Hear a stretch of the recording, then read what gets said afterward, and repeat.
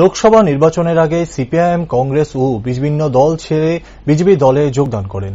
রবিবার ৪ বরজলা মণ্ডলের উদ্যোগে এই যোগদান কর্মসূচি করা হয়। এদিনের যোগদান কর্মসূচিতে উপস্থিত ছিলেন ৪ বরজলা মণ্ডল সভাপতি মুকুল রায়, কিষাণ মোর্চার রাজ্য সম্পাদক অচিত রায়। এদিন মোট ৩০০ জন কর্মকর্তা বিজেপি দলে যোগদান করেন। যোগদান সভায় প্রাক্তন বিধায়ক দিলীপ দাস ভাষণ দিতে গিয়ে বলেন, সবকা সাথ, সবকা বিকাশ, সবকা প্রয়াস, সবকা বিশ্বাস এই কথাই মানুষ বিশ্বাস করেছে।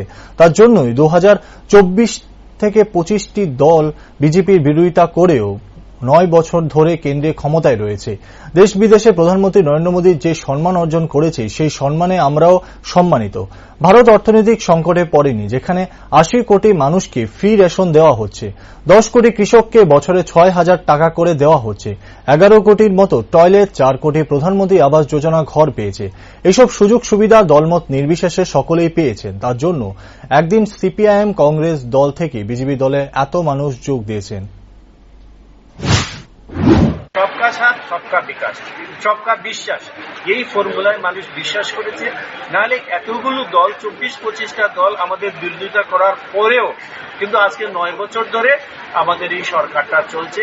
এবং যেটা আমাদের প্রেসিডেন্ট বলেছে, দেশে বিদেশে নরেন্দ্র মোদীর যে সম্মান বা আমরা এখন যে সম্মানিত হচ্ছি সেই ধারাকে বজায় রাখতে ভারতকে যেটা বলেছিল যে 1.3 ট্রিলিয়ন ডলার আমাদের যে সিচুয়েশন, সেটাকে 5 ট্রিলিয়ন ডলারে আমাদের যে টার্গেট, আমি বিশ্বাস করি যে এত মন্দার সময় কিন্তু ভারত কিন্তু অর্থনৈতিক সংকটে পড়ে নাই, যেখানে আমরা ৮০ কোটি মানুষকে ফ্রি রেশন এখন পর্যন্ত দিয়ে গেছি।